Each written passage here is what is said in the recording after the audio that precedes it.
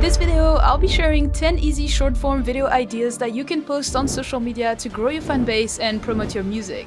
I will be showing you real-life examples, breaking down why they work, explaining the concepts, and I'll show you how you can adapt them for yourself. AKA if you're shy, don't want to show your face, or have a band for example.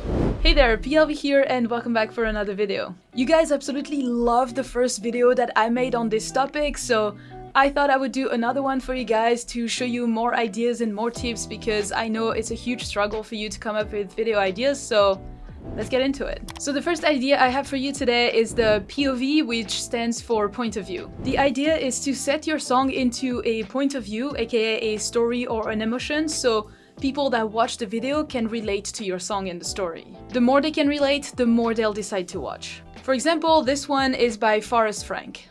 If you don't think so, let me change your mind. Wherever you go, wherever you stay, don't you forget that love is always coming your way, no matter how far.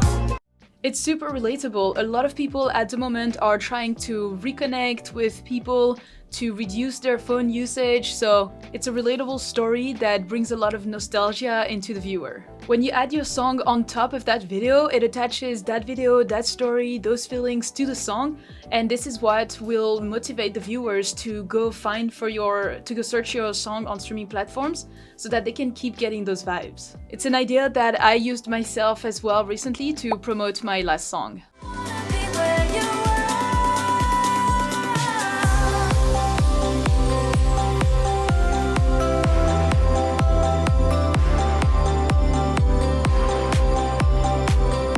As you can see, I didn't particularly use the word POV, but I described a story and an emotion on the screen, which basically did the same. Under that, you can just use a footage of you vibing in your studio like I did, or just a montage of pictures like Forrest Frank did. And that's it. Very easy piece of content to make.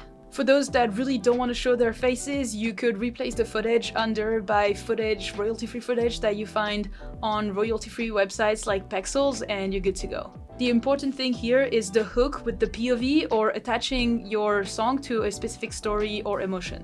Okay, the second idea is from Blanks and I call it the what makes this song special. The idea is to start by picking one element of your song that makes it stand out or makes it different compared to all the other songs. In this example, he's using a vocoder. Let's look at it. Makes every song better. Check this out. You take a normal. So he said a vocoder makes every song better. Check it out. It spikes the curiosity because we're like, how, why, and what is the result? And on top of that, it speaks to everyone because to watch this video, you don't specifically need to be a music producer or someone in the music industry, which is key here as well. Then he goes on to show how he made it by having a mix of talking to the camera and showing his screen. Vocal like this. It turns it into this. I mean, this is crazy. Now if you combine that with some extra backing vocals, Where did the time, oh, where did the time go? let's add some Juno. Where did the time, oh, where did the time go? Where did the time, oh, where did the time go? And that's why. If you take a close look, he's only using his phone here, so not a crazy production. As you saw, he keeps showing you every step of the production with that vocoder to get to the final result, and by the time you get there, you're already hooked and you want to hear the full song. Which, by the way, he shares the name in the caption, which is very smart. Now, there is one more trick that he uses, and it's very sneaky. At the end here, I don't know if he said, and that's why, and then I stopped it, and then A vocoder makes every song better. a vocoder makes every song better. So basically, he finishes by saying, and that's why, but the start of his video says, a vocoder makes every song better. So if you don't pay attention to it, you won't notice, and that's how he'll get you to watch the video a second time because you think it continues. Very sneaky, Blanks. Very sneaky. But this is great for the algorithm and to push the reel further to further people. So if you'd like to make that kind of video, just find something in your song that made it special and you're good to go. Alright, next we have one that will be great if you are not comfortable to be in front of the camera yet or too shy. Here we're going to pull the curtains and give some whips to our audience, and we are going to ask their opinion. It's called Choose My Next Release. It's super easy to make. The idea here is going to pick snippets from 3 to 5 different songs that you are currently working on, present it to your audience, and ask them which one you should release first. So this is an example from Jay Escar. He just starts by a profile picture, like artist picture, and then each slide has a different snippet, so. Rise to the top of my pursuit.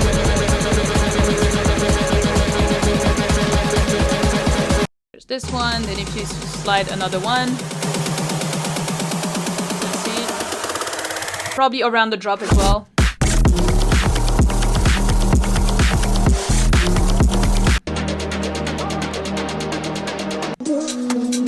Etc, etc. So here, as you can see, we're not using a Reels, but we're using a carousel format. And we're just using the audio and recording the SoundCloud player to present the post to your audience. Now, I do recommend to have an artist picture at the beginning. I think it'll stand out more for your audience that already knows you rather than, you know, a zoomed in SoundCloud player that they have probably no idea who is from. Now, in the first line of the caption, I'd recommend to put the question so that people know there is something to listen and to give their opinion on. People love to do that. This way they'll know that they have to swipe to make their choice. This is also a post that I've done myself, so just a picture of me in the studio, and then I posted a few snippets, and honestly, I haven't even recorded the SoundCloud player. I just went with a black, you know, sound wave icon with all my snippets, and that was it.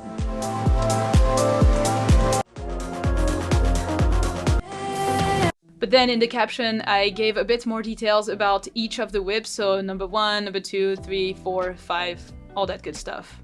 Now, if you don't want to do the carousel format, you can easily transform it into a reel format. All you would have to do is just to transition from one song to another, or you can even present each song like, you know, face camera. There's so many other different ways to do it. It's really up to your creativity as well.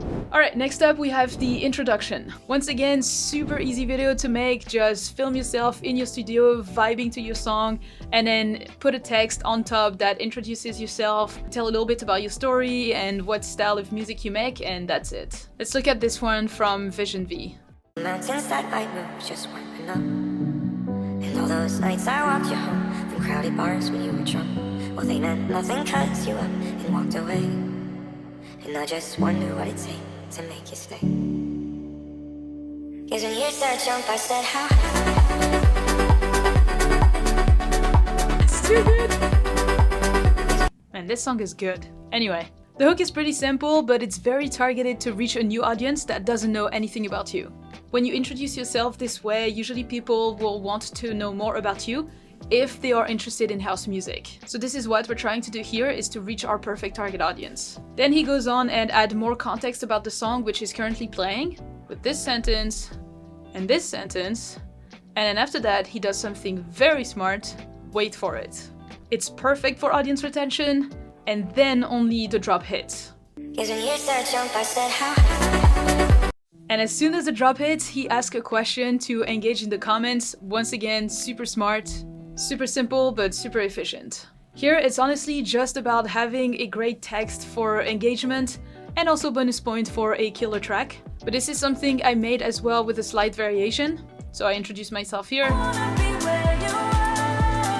I tell them what I make, but I tell them, if you never heard of it, which is my equivalent of wait for it. This is what it sounds like, and then the drop hits. The thing is, because I kind of made up this emotional, dreamy EDM, the idea is to spark people's curiosity. Now, I also do a quick variation where I just play the melody on the piano just to make it a bit more entertaining and engaging, but otherwise that's it. So as you can see, this is just me taking the idea from a video that is proven to work well, and then adapting it, remixing it, adding some variations to make it my own, putting my own twist to it, and adapting it to my own style and brand. It's a strategy that I call Still Like an Artist, and it's one of the strategies that I teach my students in my online course Music Creator. So if you're interested, you can find all the details about cohort number 2 with the link in the description, which will run in August 2024. Okay, so the 5th idea I have for you is coming from Kaigo, and I call it the mini studio performance.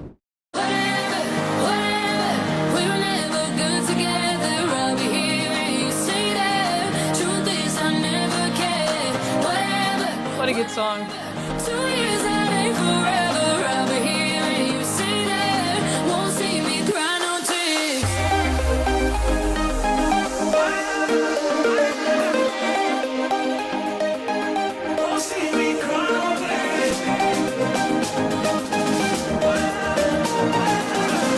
Once again, nothing complicated, just ask someone to film you in the studio while you vibe to it or you play a melody or the chord.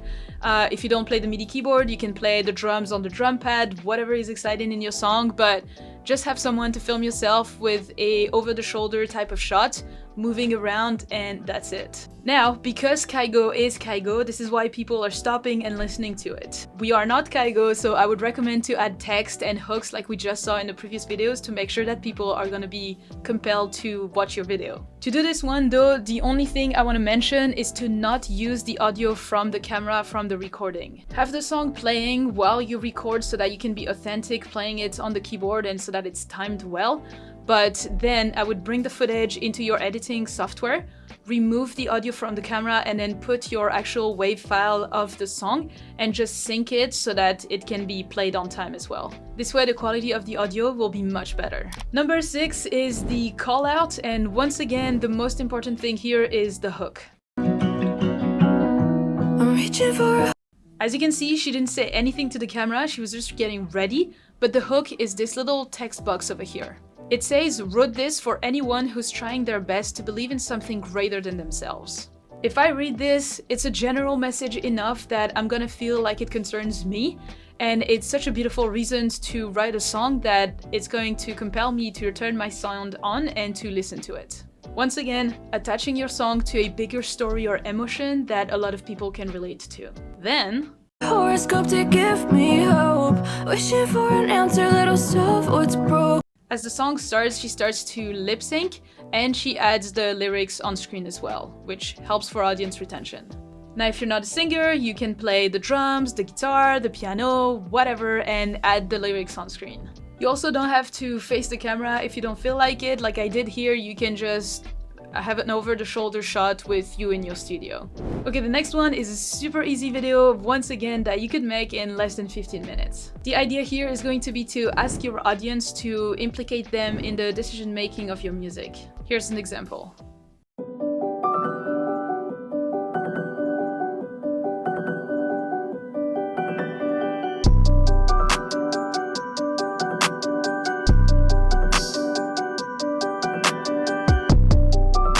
Text on screen again to talk to your audience, and here the hook is very powerful. It says, I made this, but.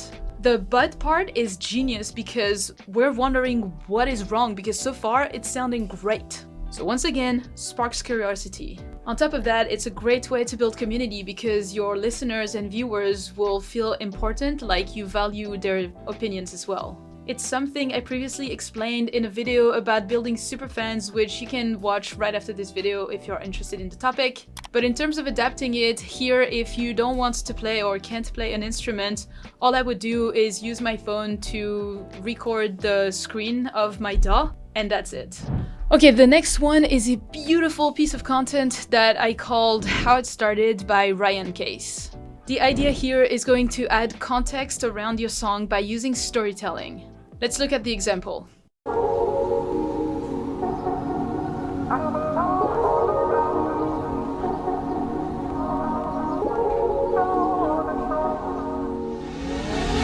It's visually stunning, it explains why he made the song, how it started, and it teases the song with it being under the video. Then at the end, he subtly teases the release date of the song, which if you check the comments, people are very excited about it. The crazy part is that this reel had almost 20,000 views, so for an account of less than 3,000 followers, it's absolutely insane. It's great engagement. That is the power of telling stories around your song, and this is what it can do for your music growth.